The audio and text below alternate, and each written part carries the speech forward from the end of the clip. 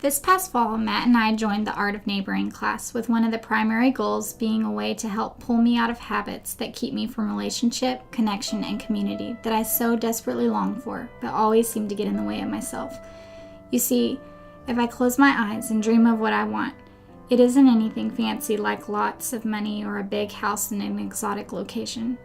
It's simply an image of sitting together with a small group of friends, laughing and sharing the intimate corners of our hearts. In essence, being vulnerable before one another and being fully accepted, fully loved for all of who you are. So that's the part that gets me hung up every time. The fear of rejection, the shame of who I am. It's a paradox, really. The desire to know and to be known. But what if they know me? What will they say? What will they think? So you can probably guess that I'm the neighbor that generally hides. I like to spend time outside, that is unless I see people. And then bad habits led by fear trigger me to quickly look away and retreat to the safety of the indoors. So what happens next has to be very intentional to step through the fear and into the art of neighboring. And awkward. I feel very awkward as I am taking these steps, holding on to the hope that this place of intimacy, vulnerability, and love will one day exist for me beyond a dream I hold in my mind. Step 1, going to class. Problem. There was no back row for me to sit in. Step 2, the challenge. Going next door, preparing for battle, otherwise known as National Night Out. One of the challenges was to go next door, say hello, and if they weren't there, leave a note. Matt was praying they were there so that he wouldn't have to leave a note. I was praying they weren't there so that I could leave a note. And for the sake of the exercise, this is an individual event, no partners. So I individually walked over to the neighbor on the right first, because it's the one I already know. But then there was the house on the left, and here's what I knew so far. He doesn't like dogs. Became aware of this mainly because we had one, and that she never comes outside. Never. So here we are at the front doorstep. I ring the bell and wait. I think I was probably taking some deep breaths too. No one comes. Thank goodness, I thought. Well, for a minute anyway. It wasn't until I was walking away that the door opens and it's her. She apologizes for being in her nightgown and taking so long and goes on to explain that she has chronic back pain that keeps her from roaming the house many days. She invites Macy and I to sit and goes to get her husband. Oh no, I thought. What am I going to say?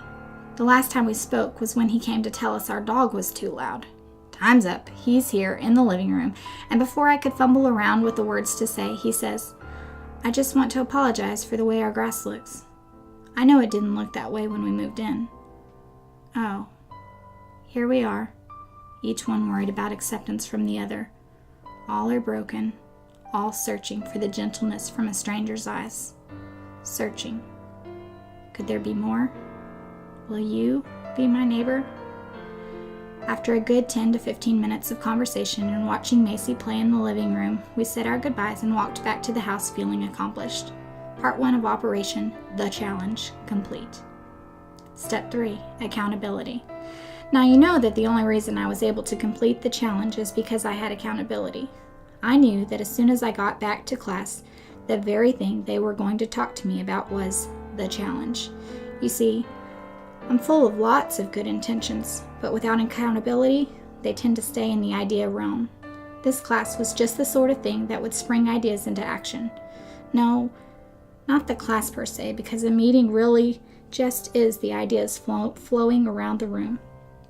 But the focus and intentionality and the questioning, this accountability from people who were walking the path with you, that is life-changing. Step 4, momentum. So I told you that National Night Out was coming, from here on out referred to as the battle. It is time to fight fear head on and face the neighbors, which is said in my scariest voice possible.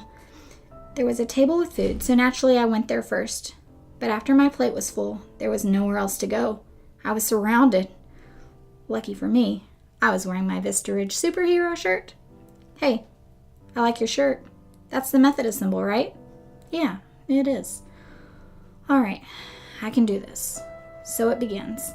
He tells me about his church and the outreach ministry they are doing, picking up those who need a ride, working with the homeless, feeding the hungry, and there was a free movie they would be showing, though I can't recall the name of it now. As I glanced down at the corner of the table, there was a stack of pocket-sized New Testaments. These people were not strangers in the sense that my fear had built them up to be. These are my neighbors. He is my neighbor. He is here with me. That National Night Out was the start of something big for me. That night led to a Halloween party at the house across the street from the National Night Out host. It just so happens they have a little girl a year older than Macy. And you know who was at the Halloween party? More people. The ones who live one street over behind the Halloween party house were in attendance. That stretches us from our street to 2 streets over. The Halloween party was followed by trick-or-treating. We met lots of neighbors going door to door, but one that in particular sticks out is the house on the corner of our street. She is a mom that answered the door looking to start a mommy club where we can watch each other's kids so that we can get in an errand or two. I haven't followed up yet, but one day I might be brave enough to.